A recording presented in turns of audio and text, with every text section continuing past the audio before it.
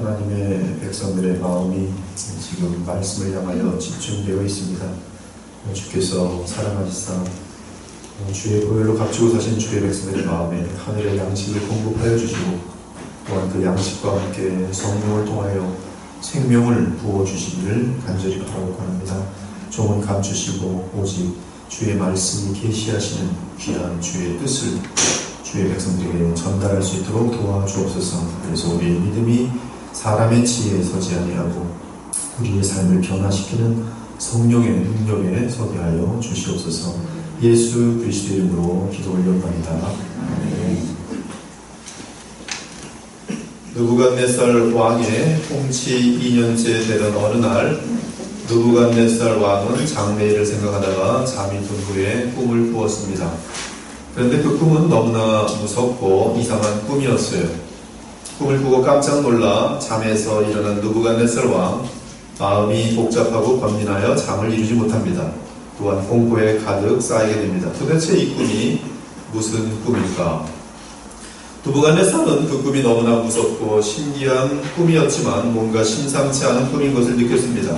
그래서 당장 바벨론의 모든 박수와 무당들이죠, 술객들과 점쟁이와 갈대아 술사들을 불러 모았습니다. 내가 꿈을 꾸었다. 이 꿈이 무엇을 뜻하는지 알 수가 없구나. 자, 너희들이 내 덕에 산다고 생각한다면 이제 내가 꾼 꿈과 그 꿈의 해석을 말하거라. 이때 모든 박수들과 무당들, 점쟁이들과 갈대아 술사들은 왕에게 꿈을 말해 주시옵소서. 그러면 우리가 해석해 주겠습니다 라고 말을 합니다. 그러나 왕은 그의 꿈도 알아내고 동시에 그 꿈을 해석하라고 요청합니다. 다시 또 이 술사들이 그런 일이 어디 있습니까? 우리에게 꿈을 말해 주시옵소서. 그리하면 해석을 알려주겠습니다.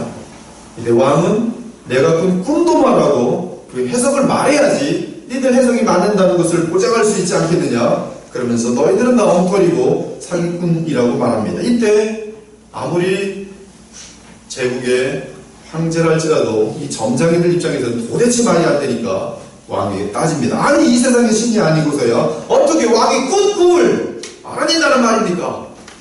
우리가 뭐 하나님입니까? 이때 왕의 진노가 폭발합니다. 저놈들을 다 죽여버려라. 그리고 어명을 내려버렸어요. 이제 문제는 심각하게 되었습니다. 이 일로 인하여 엉뚱하게도 다니엘을 포함한 경건한 하나님의 종들도 다 끝장이 날 판이 되었습니다. 다니엘이 이 사건을 안 후 급히 시위대 장관 아리옥을 만납니다. 그리고 다니엘은 명철과 지혜로운 말로 일단 시간을 법니다. 죽음의 위기 앞에서 어떻게든 시간을 버는 것은 대단히 중요한 지혜입니다. 시간을 벌어놓은 다니엘은 그의 세 친구들에게 함께 기도할 것을 제안합니다. 그래서 세 친구가 합심 기도를 합니다. 18절을 보면 그들의 합심 기도 내용은 그들이 바벨론의 다른 술사들과 함께 억울한 죽음을 당하지 않도록 하나님께 자비를 구하는 것이었습니다. 바벨론 무당들은 거짓신을 섬기지만 살아계신 참 하나님을 섬기는 우리들까지 죽게 될 수는 없는 일이 아니냐고 기도합니다. 그러면서 참 하나님인 주님께 느부갓네살이 꾼 꿈이 무엇인지 그 비밀을 보여달라고 하나님께 간구하였어요. 오 주여, 주님의 이름을 위하여 우리를 긍휼히 여기시고 주님만이 참 하나님이심을 알릴 수 있도록 느부갓네살의 꿈을 보여주시고 그 꿈의 의미를 알려주소서. 아마 인류 역사 가운데 아마 일어난 사건은 이 사건 외에는 없지 않을까. 남이 꾼 꿈을 알려주는 사건, 그리고 그 꿈의 의미를 다시 알려주는 사건, 아무것도 알지 못하는 가운데 갑자기 제가 우리 어드버 집사님 딱 보고 어젯밤에 이런 꿈 꿨죠? 그 꿈은 이런 뜻입니다. 아무나 만나서 그럴 수가 있겠어요? 그런데 하나님께서는 다니엘과 세 친구의 기도에 응답하셨습니다. 그리고 다니엘에게 환상으로 다니엘이 꾸었던 꿈을 그대로 보여줍니다. 그래서 그 꿈이 무엇인지 다니엘이 알게 되었어요. 이에 이 은밀한 것이 밤의 환상으로 다니엘에게 나타나 보이네. 다니엘이 하늘에 계신 하나님을 찬송하니라. 오직 하나님의 능력이며 하나님의 기적이고 또 하나님의 도우심이었습니다. 20절에서 23절은 이러한 사건을 겪은 다니엘이 하나님을 찬양하는 대목입니다. 살아계신 하나님의 존재와 그 속성을 나타내며 찬양하고 있습니다. 다니엘이 말하여 이르되 영원부터 영원까지 하나님의 이름을 찬송할 것은 지혜와 능력이 그에게 있음이로라. 방금 전까지만 해도 죽을 위기에 있습니다. 이제 모든 문제가 해결되었습니다. 뿐만 아니라 느부갓네살의 꿈을 알게 됐고 그 꿈을 주신 하나님의 목적을 알게 됐고 그 꿈의 해석을 알게 되었습니다. 하나님은 때와 계절을 바꾸시며 왕들을 폐하시고 왕들을 세우시며 지혜자에게 지혜를 주시고 총명한 자에게 지식을 주시는구나. 그는 깊고 은밀한 일을 나타내시고 어두운 데에 있는 것을 아시며 또 빛이 그와 함께 있도다. 나의 조상들의 하나님이여 주께서 이제 내게 지혜와 능력을 주시고 우리가 주께 구한 것을 내게 알게 하셨사오니 내가 주께 감사하고 주를 찬양하나이다. 얼마나 기쁜 찬양을 드리겠습니다.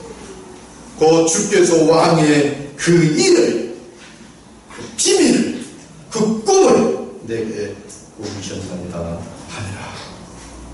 느부갓네살의 꿈의 내용을 알게 된 다니엘은 당장 왕의 근위대장 아리오에게 달려가서 왕의 꿈을 알며 그 꿈을 해석했으니 나를 왕에게 데려다 주시오라고 전합니다. 이 아리옥이 다니엘을 데리고 급히 왕 앞에 들어가서 왕의 꿈과 그 꿈의 해석을 알아낸 유다 사람을 찾아내었다고 보고합니다. 이에 왕이 묻습니다. 내가 꾼 꿈과 그 해석을 네가 능히 알게 하겠느냐? 다니엘이 답변합니다. 왕이 물으신 바 은밀한 것은 지혜자나 술객이나 박수나 점장이가 능히 왕께 보일 수 없을 때 오직 은밀한 것을 나타내실 이는 하늘에 계신 하나님이시다. 그가 느부갓네살 왕에게 후일에 될 일을 알게 하셨나이다.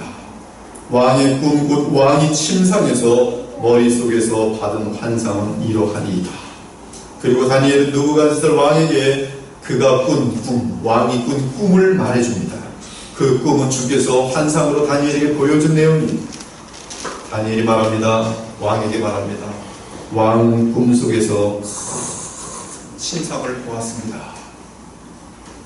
크고 무시무시하며 그 광채가 굉장히 심했습니다. 그 큰 신상을 보고 왕이 심히 두려워 떨었습니다.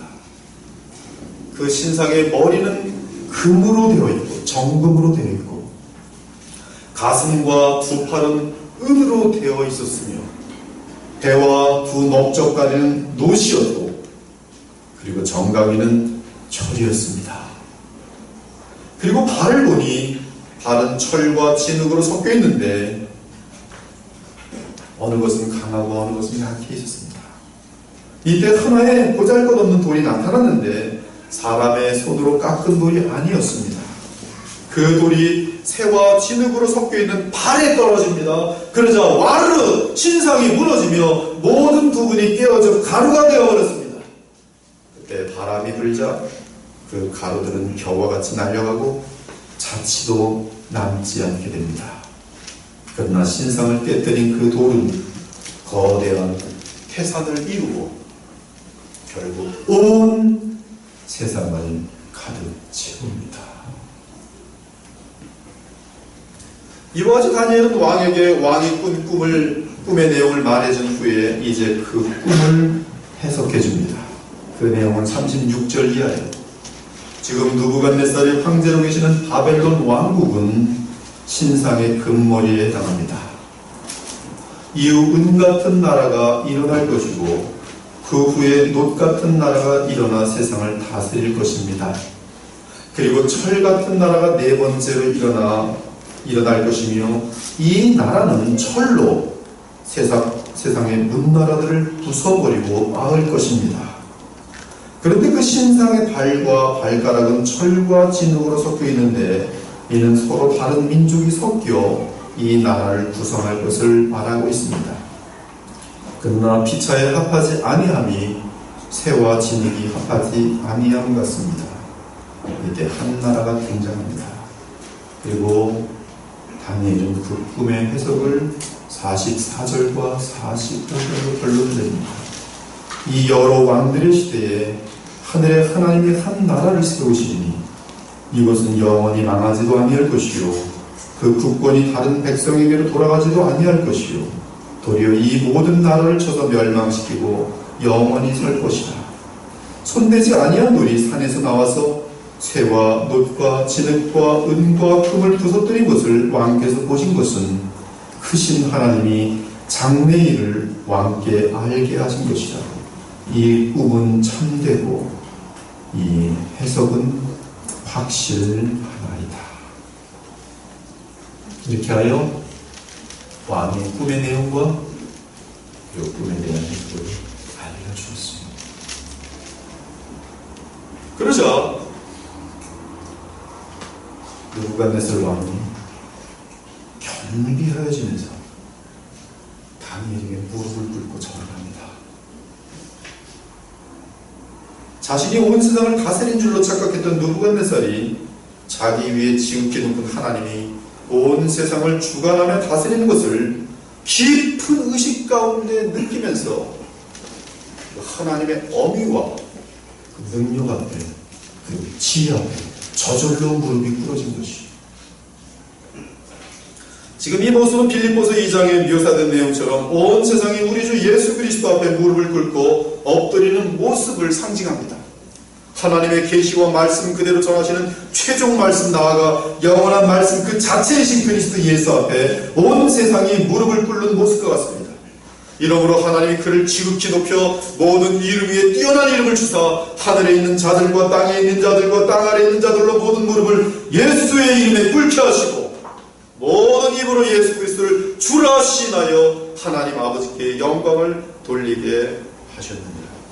이 사건의 결과로 다니엘은 왕 다음에 최고 높은 지위를 얻게 되었고 기도로 다니엘의 사역에 동참한 세 친구 역시 바벨론 제국에서 높은 벼슬을 하게 됩니다. 사랑하는 여러분, 다니엘서 1장에서는 음식을 통한 우상 문제로 신앙의 도전을 당했을 때 끝까지 믿음의 정절을 지킨 다니엘과 하나냐와 미사엘과 아사라의 사건이 기록되어 있었습니다. 그런데 2장에서는 죽음이라는 문제가 갑자기 다가옵니다. 그 죽음의 위기 앞에서, 갑작스러운 죽음의 위기 앞에서 신자의 자세를 보여줍니다. 그 자세는 일단 시간을 벌어서 기도 가운데 대처하는 것입니다. 이 자세는 우리 모두가 신앙의 표준 자세로 삼아야 할 자세입니다. 죽음이라는 것이 눈에 보일 때 우리는 남은 시간에 기도에 들어가야 돼요. 그것이 지금 다니엘이 보여주는 모든 신자들의 표준입니다. 지금 다니엘과 그의 세 친구는 인간의 힘으로는 해결할 수 없는 불가능한 상황 속에서 그리고 죽음을 바로 앞둔 상황에서 합심기도로 하나님의 도움을 얻었습니다. 그러자 죽음의 위기 앞에서 도리어 믿음을 가지고 간절히 기도하자 하나님의 영광과 나라를 온 세상에 드러낼 수 있는 큰 기회를 얻게 됩니다. 결국 이들의 믿음과 기도로 인하여 느부갓네살 및 온 세상 사람들이 하나님의 크신 도우심을 체험하였고 더 나아가 세상 나라들 및 이 땅의 역사에 대한 위대한 하나님의 계시를 자명하게 드러낼 수 있는 계기가 마련된 것이. 먼저 우리가 이 사건에서 배워야 할 것은 이 사건은 느부갓네살의 꿈을 통하여 하나님을 믿는 자들과 세상 잡신을 믿는 자들의 대결이라는 점입니다. 누가 참신인가? 마치 갈멜산에서 참 선지자 엘리야 한 사람과 바알 선지자 450명 및 아세라 선지자 400명 도합 850명이 한 사람 엘리야 선지자와 갈멜산에서 대결하는 모습을 연상하게 합니다. 그때 엘리야가 바알 선지자들이 이렇게 도전합니다. 엘리야가 모든 백성이 가까이 나아가 이르되 너희가 어느 때까지 둘 사이에서 머뭇 하려느냐? 여호와가 만일 하나님이면 그를 따르고 바알이 만일 너희가 하나님이면 그를 따를지니라. 엘리야 때에도 오직 주 여호와 하나님만이 참 신임이 증거되었는데 오늘 다니엘 2장에서도 살아계신 여호와 하나님만이 참 신이신 사실이 증거된 것이. 둘째는 하나님과의 관계가 지혜의 근본임을 알려주고 하나님과의 관계가 얼마나 깊으냐에 따라 하늘의 지혜를 얻고 깨닫는 것이 비례하는 것을 오늘 본문은 알려주고 있습니다. 20절과 21절의 지혜라는 단어는 히브리어로 호크마로 되어 있는데 이 호크마는 어떤 사건에 관한 정보나 지식을 말하는 것이 아니라 하나님과의 바른 관계를 의미합니다. 특히 잠언 9장과 욥기 28장은 지혜의 근본에 대하여 논하길 이 지혜는 누구와 식사를 하느냐로 결정됩니다. 어리석은 자와 식사하는 자는 어리석은 자입니다. 잠언은 미련한 계집으로 대표된 세상과 우상과 사탄과 짝하는 자를 어리석은 자라고 부르고 있습니다. 한편 지혜로운 자와 식사하는 자는 지혜로운 자입니다. 그래서 지혜의 여인의 음성을 듣고 여호와 하나님과 짝하는 자는 지혜로운 자입니다. 그래서 지혜의 근본은 여호와를 경외하는 것이. 욥이 깊은 고난을 체험한 가운데 결국 놀라운 깨달음을 얻고 고백합니다. 그런즉 지혜는 어디서 오며 명철이 머무는 것은 어디인고 지금 욥은 어쩌면 죽음 앞에 있습니다. 그리고 그 죽음 앞에서 가장 필요한 것은 지혜였어요. 그리고 지혜가 어디서 오는지를 깨닫습니다. 보라, 주를 경외함이 지혜요 악을 떠남이 명철이니라. 욥이 고난 가운데 깨달은 내용. 인간들 중에 가장 지혜로웠던 솔로몬의 고백입니다. 여호와를 경외하는 것이 지혜의 근본이요 거룩하신 자를 아는 것이 명철입니다. 다니엘은 오늘 본문에서 주 하나님은 지혜의 근본으로서 지혜와 총명과 능력을 주시는 분이시며 이 땅의 역사를 주관하시는 전능자요 주권자임을 고백합니다. 신약으로 넘어오면 지혜의 문제는 예수 그리스도와 관련됩니다. 고린도서 2장을 보면 비밀한 가운데 있었던 가장 깊은 하나님의 지혜를 말하는데 이 지혜란 다름 아닌 예수 그리스도입니다. 만일 사람들이 이 지혜를 알고 사랑했다면 영광의 주를 십자가에 못 박지 않았을 것이라고 말합니다.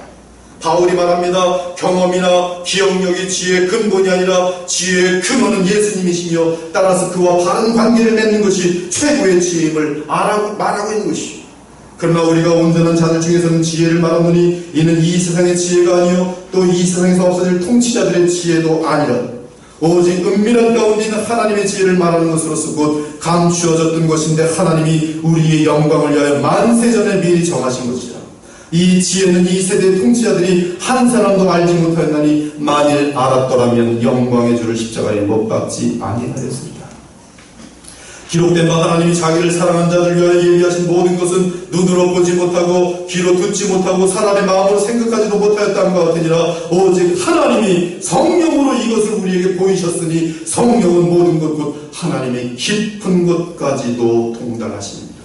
이로보건대 성령을 받아야 지혜로워지며 지혜를 받게 되면 지혜 그 자체이신 예수 그리스도를 알게 되는 것이죠. 그러므로 성령을 구하기 바랍니다. 지혜를 구하기 바랍니다. 너희가 악할지라도 좋은 것을 자식에게 줄 알거든 하물며 너희 하늘 아버지께서 구하는 자에게 성령을 주시지 않겠느냐 하십니다. 너희 중에 누구든지 지혜가 부족하거든 모든 사람에게 후히 주시고 꾸짖지 아니하시는 하나님께 구하라. 그리하면 주신다.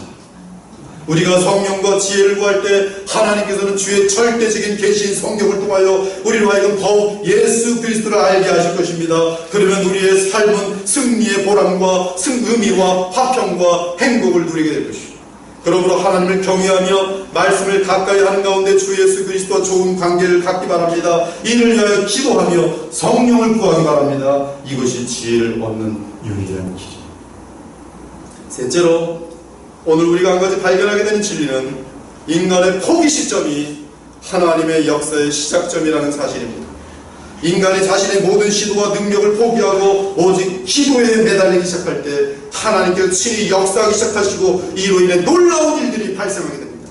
그래서 위기 가운데 믿고 구하는 자들이 그 위기로 인하여 오히려 지혜를 얻고 능력을 얻고 하나님의 큰 복을 누리게 되면서 주께 큰 영광을 돌리는 남은 인생이 되는 것이죠. 마지막으로 28절의 내용입니다.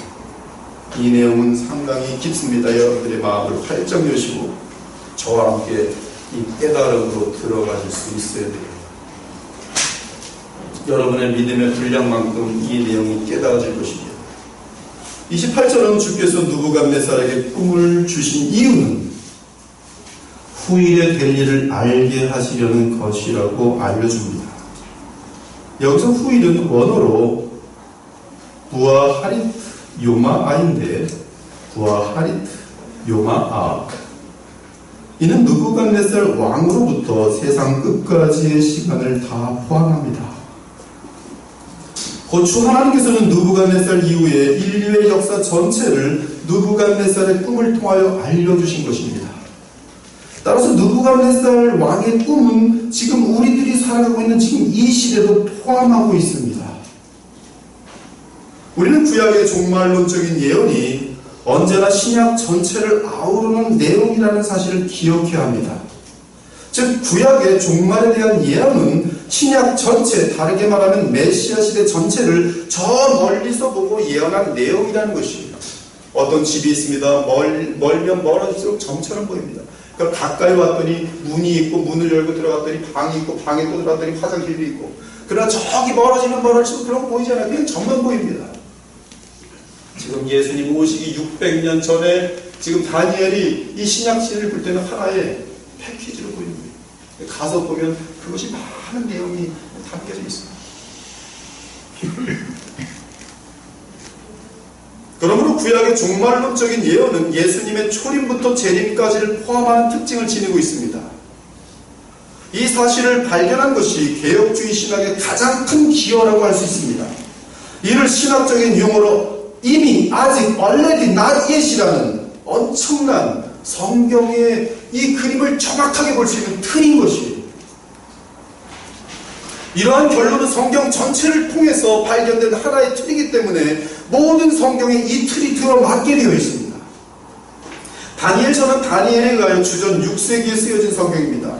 마태복음 24장 15절에 보면 예수께서는 친히 다니엘이 다니엘서의 저자임을 증거합니다. 모든 쓸모없는 신학자들의 다니엘은 2세기 무슨 나중에 짜집겠다, 다 무슨 예수님의 권위와 말씀을 도전하는 것이.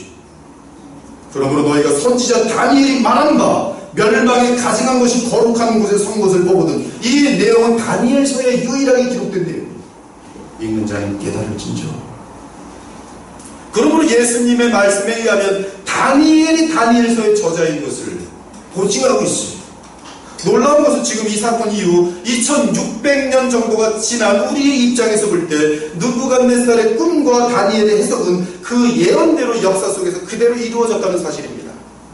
그 신상에 나온 나라들은 네 제국입니다. 첫째 제국은 금머리에 해당하는 바벨론으로서 주전 626년에 세상을 제패하고 제국으로 우뚝 섭니다. 그 다음 은팔과 은가슴은 바사 제국으로서, 또는 메세 바다로 시작하지만 바사로 이어지는 제국으로서 주전 539년 정도의 세계 무대에 오르게 됩니다. 그 다음은 노스로 된 배와 넓적다리인데, 이는 주전 330년에 세계를 제패한 알렉산더 왕과 그의 그리스 제국을 말합니다. 또한 철로 된 종아리, 이 정강이 다리는 주전 27년에 성계되는 로마 제국입니다. 옥타비니우스, 그가 주전 27년에 아우구스티누스라는 황제로서 로마 제국이 잡혀요. 중요한 것은 넷째 나라는 로마 제국인데 철로 시작하였다가 그 후 철과 취득으로 섞인 발가락 나라들로 나뉠 것이라는 사실입니다. 로마 제국에서부터 나뉘어진 나라들은 로마 제국과 어떤 모양으로는 관련되지만 어떤 나라들은 강하고 힘이 센 반면 어떤 나라는 약하고 흔들리며 깨어질 것입니다. 지금도 그 내용이 진행되고 있어요.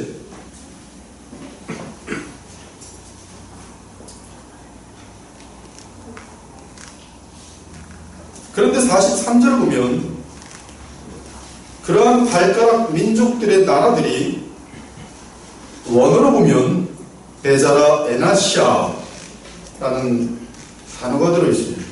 우리 개혁 개정에도 없고요, 개정에도 개혁에도 없고요. 영어 성경 킹제임스 버전 같은 경우, 또 NAU 같은 경우, NASB 같은 경우 원어를 그대로 번역해 놓은 성경들이 다 들어있습니다. 베자라 에나시아, 즉 사람의 씨라는 단어입니다. 사람의 씨 안에서 연합될 것이라고 말합니다.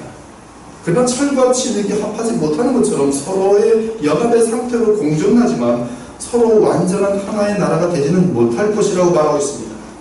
이미 말씀드린 것처럼 구약의 종말론적인 예언은 메시아 시대 전체를 포함합니다. 즉 예수님의 초림부터 재림까지를 통틀어서 종말을 봅니다. 제가 다니엘서 2장을 연구하면서 나름대로 내리는 결론은 손대지 아니한 돌이 나와서 신상의 발을 쳐서 무너뜨린 장면은 그리스도의 재림으로 완성되는 하나님 나라의 절정을 보여주는 것으로 사료됩니다. 제가 이 부분에 대해서 얼마나 오랫동안 기도했는지 모르겠어요. 머리가 아프고 무릎 꿇고 머리가 아프고 또 무릎 꿇고. 주석을 보면 볼수록 머리가 미칠 지경이 되는 거예요. 수백 가지 의견들이 나와요. 설교는 해야 되는데. 그래서 제가 존경하는 멘토들이 몇 분 있어요. 싱클레어 퍼거스입니다. 그분의 설교도 다니엘서 2장에 대한 강의도 들어봤습니다. 다 피하세요. 그 얘기 안 하고 좋은 교훈만 남기세요. 근데 이 부분에 대해서 말씀을 나누고 싶은 마음이 제 마음속에 계속 큰 것이에요. 그리스도의 재림으로 완성되는 하나님 나라의 절정을 보여주는 것으로 살아야 돼요. 지금도. 그러나 이 그리스도의 나라의 시작은 우리가 조금 이따 보겠지만 로마 시대부터 시작됩니다. 아무튼 지금 그 2장에서 보면은 이 35절의 표현들이 신약에서 언급하는 주의 재림의 때에 나타날 징조들과 같기 때문입니다. 그때 새와 진흙과 35절을 보면 놋과 은과 금이 다 부서져 여름 타작 마당이 겨같이 되어 바람에 불려간 곳이 없었고 우상을 친 돌은 태산을 이루고 온 세계에 가득하였나이다. 세례 요한이 주의 메시아 시대를 맞이하면서 말합니다. 요한이 모든 사람에게 대답하여 이르되 나는 물로 너에게 세례를 베풀거니와 나보다 능력이 많으신 이가 오시나니 나는 그의 신발끈을 풀기도 감당하지 못하겠노라. 그는 성령과 불러 너희에게 세례를 베푸실 것이요 손에 키를 들고 자기의 타작마당을 정하게 하사 알곡은 모아 콧간에 들이고 쭉정이는 꺼지지 않는 불에 태우시리라. 세례 요한 역시 구약의 마지막 선제로서 메시아 시대를 종말론적으로 보면서 말하는 특징을 보여주고 있습니다. 그 특징이 정확하게 다니엘의 내용에서도 지금 나오고 있습니다. 하지만 44절을 보면 하늘의 하나님께서 하나님의 나라를 이 땅에 세우십니다. 언제 그 나라를 이 땅에 세우시는가? 다니엘은 여러 왕들의 시대라고 말하고 있습니다. 원어로 보면 세상 제국들이 진행되는 중이라는 뜻입니다. 즉 하나님께서 그분의 주권 가운데 주께서 정하신 때 인류 역사 가운데 하나님의 나라를 이 땅에 세울 것이라는 것이 역사를 거슬러서 보는 우리로서는 주 하나님께서 하나님의 나라를 이 땅에 세우실 때는 로마 제국의 시대라는 것을 알 수 있습니다. 그때 하나님의 나라는 작은 돌처럼 이 땅에 연약하게 섰습니다. 그러나 그 돌은 계속 자라나더니 온 세상 나라들 특히 마지막 끝에는 사람의 씨에 의해 연합된 특이한 로마 제국 또는 바벨론 제국을 완전히 부수어서 가루로 만들고 주의 나라가 이 땅에 영원히 서게 되는 것을 알 수 있습니다. 아무튼 하나님께서는 로마 제국의 출처를 알 수 없는 돌 하나를 이 세상에 보내십니다. 이 의미는 로마 제국 때에 하늘의 하나님이 한 나라를 세우시는 장면입니다. 영원한 나라를 세우시는 장면입니다. 하나님의 왕국은 작은 돌로 시작하더니 점점 자라면서 끝없이 확장되며 마침내 모든 나라들을 가루로 만들어 영원히 서는 나라가 될 것입니다. 그 돌이 진상에 떨어진 사건은 종말론적으로 메시아 시대 전체를 한 번에 본 환상으로서 하나님의 영원하신 아들이 영전하는 왕국을 건설하기 위해 보잘것없는 베들레헴의 한 아기로 오신 사건에 시작하여 십자가에 죽으시고 부활 승천하심으로 이 땅에 성령을 통한 하나님의 나라를 세운 후에 복음으로 온 세상을 정복해 나가다가 이 땅의 나라들이 마지막 적그리스도의 통치하에 연합제국으로 서는 때에 다시 그리스도께서 재림하심으로 모든 것을 멸망시키고 영원히 사는 것을 보여주고 있는 것이죠. 현재 이 예언과 같이 오늘날의 모든 세상 왕국들은 흙 속에 깔려있습니다. 바벨론 왕국 제국 없습니다. 바사 제국 없습니다. 그리스 제국 없습니다. 로마 제국 없습니다. 하지만 로마 제국에서 파생된 유럽 나라들은 어떤 나라들은 강하고 어떤 나라들은 약한 상태로 있습니다. 그러나 로마 시대에 예수 그리스도로 말미암아 세워진 그리스도의 왕국은 성령 안에서 계속 전진하고 있으며 계속 확장되고 있고 또한 앞으로도 영원토록 무너지지 않을 것이 물론 하나님 나라의 확장은 이 땅에서 보는 입장이 아닙니다. 하나님께서는 주의 택하신 백성들을 계속 복음을 통하여 하나님의 나라 이미 보좌 앞에 와 있는 그리고 이 땅에 살아가고 있는 이 총체적으로 볼 때 계속 하나님의 나라는 확장만 되었지 한 번도 뒤로 후퇴한 적이 없습니다. 우리 주 예수 그리스도께서 말씀하셨습니다. 그 당시 귀신을 쫓아내시는 사건을 가리켜 말씀하십니다. 그러나 내가 하나님의 성령을 힘입어 귀신을 쫓아내는 것이면 하나님의 나라가 이미 너희에게 임하였느니라. 이는 복음의 능력을 통한 하나님 나라의 확장을 의미하는 것입니다. 사랑하는 여러분, 그리스도의 나라는 먼저 영적인 나라입니다. 그리고 그 나라는 이미 로마 제국 때 예수 그리스도로 인하여 이 땅에 이루어졌습니다. 그러나 물리적이며 실제적인 하나님 나라가 주의 재림과 함께 이 땅에 임할 것입니다. 그때는 느부갓네살이 본 꿈처럼 주 예수께서 친히 이 세상 나라를 완전히 파괴시키고 홀로 영원한 왕으로 서실 것이죠. 그리고 그 이외에는 영원한 그리스도의 왕국을 이룰 후속 왕국은 영원히 존재하지 않을 것입니다. 사랑하는 여러분, 우리는 오늘 느부갓네살의 꿈을 통하여 인류 역사가 하나님의 장중에 있음을 분명히 볼 수 있습니다. 우리 하나님은 느부갓네살 왕의 꿈을 주신 분이시며 또한 그 꿈을 해석하신 분이십니다. 그리고 느부갓네살에게 주셨던 그 꿈대로 세계의 역사를 이끌고 오셨습니다. 그분은 전능하신 하나님이시며 또한 미래의 사건을 통치하신 영원한 우리 주 하나님이신 것이죠.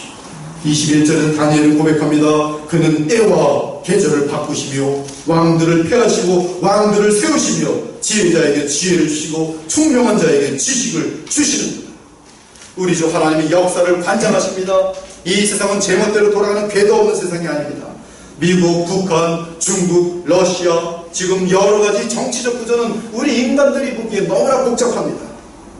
그러나 이러한 모든 복잡한 역사들도 구조들도 하나님의 구체적인 간섭과 역사인 것이죠.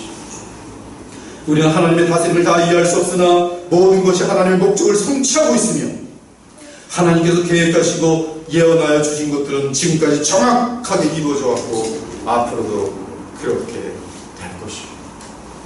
이에 바울이 고백합니다. 우주와 그 가운데 있는 만물을 지으신 하나님께서는 천지의 주제신 손으로 지은 전에 계시지 아니하시고 또 무엇이 부족한 것처럼 사람의 손으로 섬김을 받으시는 것이 아니니 이는 만민에게 생명과 호흡과 만물을 친히 주시는 이시니라. 인류의 모든 족속을 한 혈통으로 만드사 온 땅에 살게 하시고 그들의 연대를 정하시며 거주의 경계를 한정하셨도다.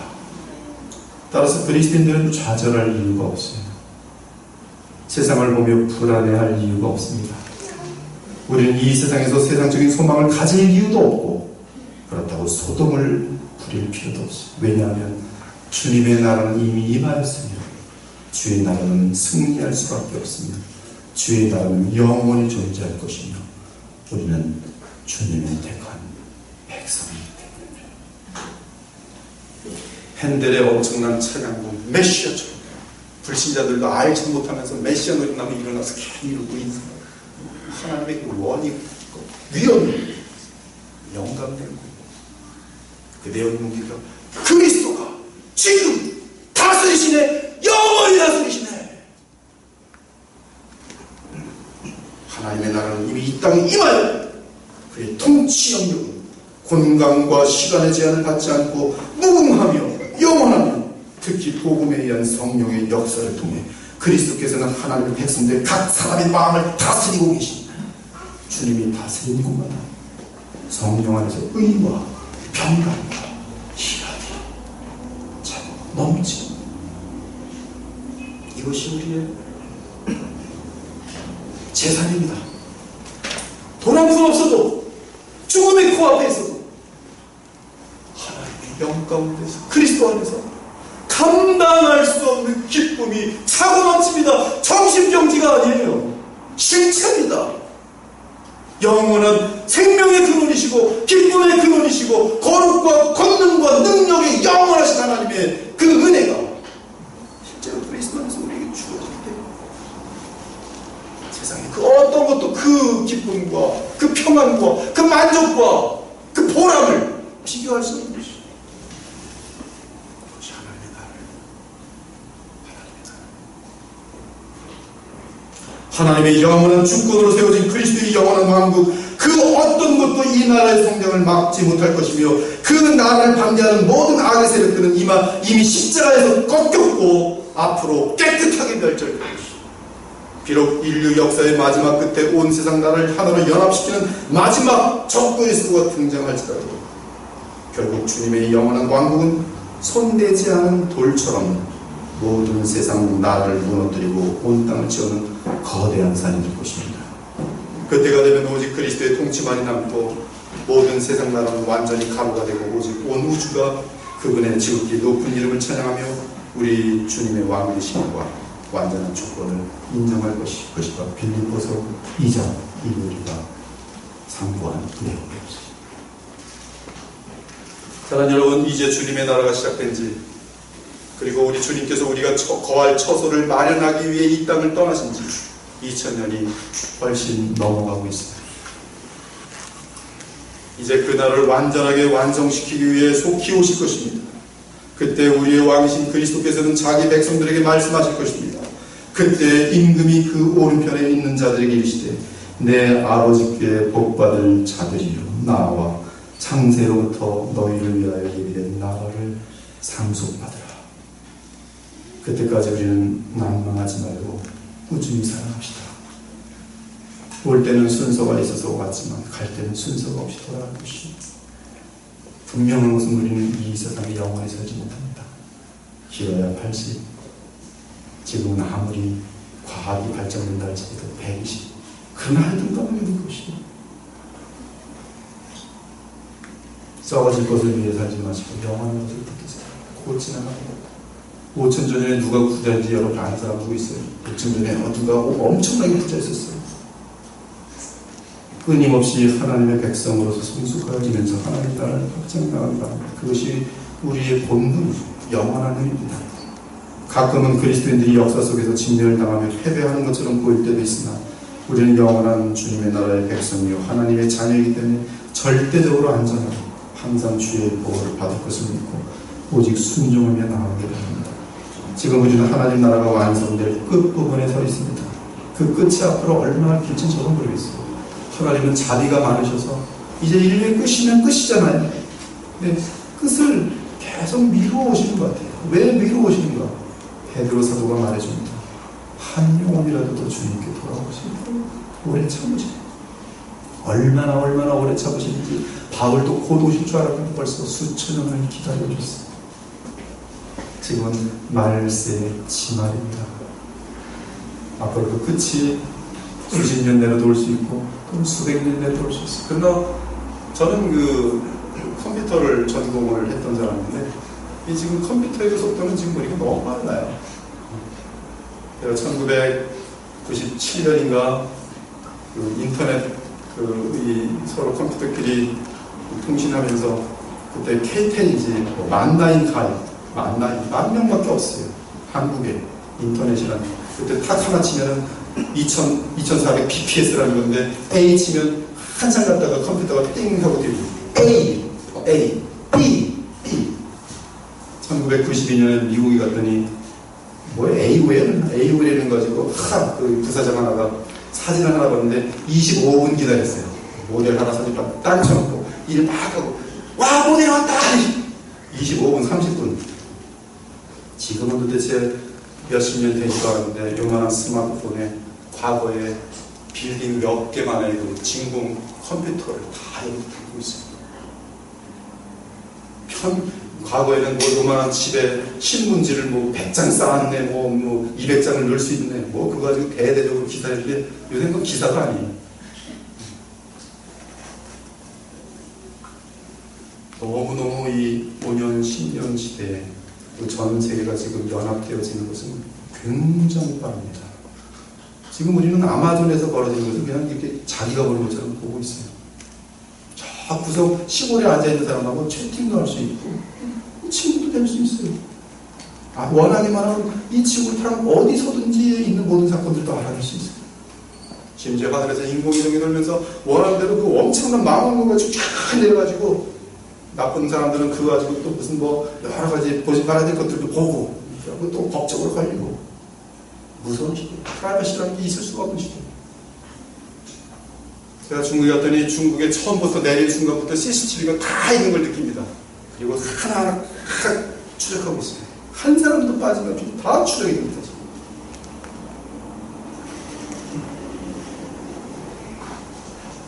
지금은 우리가 어쩌면 하나님 나라가 완성될 끝부분에 서 있는지도 모르겠어요. 그리고 아무 때나 그리스도께서 재림하셔서 세상 모든 나라들을 멸하실 수가 있어요. 그리고 그 전에 반드시 멸망케 할 가증한 불법의 사람이 등장하는 데 있습니다. 우리는 더욱 정신을 차리고 주께 헌신해야 돼요. 기도에 힘쓰고 서로 사랑하게 노력하며 하나님께 충성하는 가운데 죄와 우상을 철저하게 멀리 하셔야 됩니다. 제발 주의 종으로서 여러분에게 간절히 단 한 가지 부탁한다. 우상을 버리세요. 하나님보다 더 사랑하는 것, 그것 때문에 여러분들은 망하게 될 것이에요.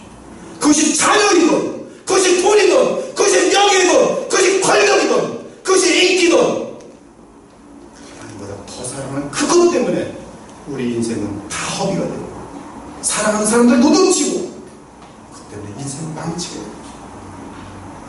철저하게 해서 주님 죄, 우리 주 예수 그리스도의 죄, 나의 왕, 왕이 부르면 안 가겠어요? 대통령이 부르면 안 가겠어요? 장관 부르면 안 가겠어요? 사장이 부르면 안 가겠어요? 돈 몇천 개에서는 그냥 달려오면서 주님 부르시면 기다리세요, 기다려. 몇 년 기다려? 10년도 기다리고 20년도 기다려. 주님 기다리세요, 기다리세요. 이거는 왕대적으로 하는 게 아니죠. 철저하게 우상을 버려요. 그저 어린아이처럼 하나님의 나를 받들마. 그래야지 오늘 이 위대한 기적과 느부갓네살을 꿈을 주시고 해석해 주시는 그 은혜가 우리에게도 있게 된 것이, 이러한 깨어있는 삶을 살지 못했다면, 죽음 앞에서도 방자하게 행동한다면, 하나님이 위기를 주는데도 교만하게 행동한다면, 그 사람이 아무런 가망이 오직 주의 나를 바라보면서 우리 주 예수 그리스도만 사랑하고 잠깐이다 없어진 이 땅에서 하나님의 나라의 시민답게 더욱더 힘차게 살아가시는 우리 주 예수 그리스도의 백성들이 되시기를 예수님의 이름으로 축원합니다. 함께 기도드리겠습니다.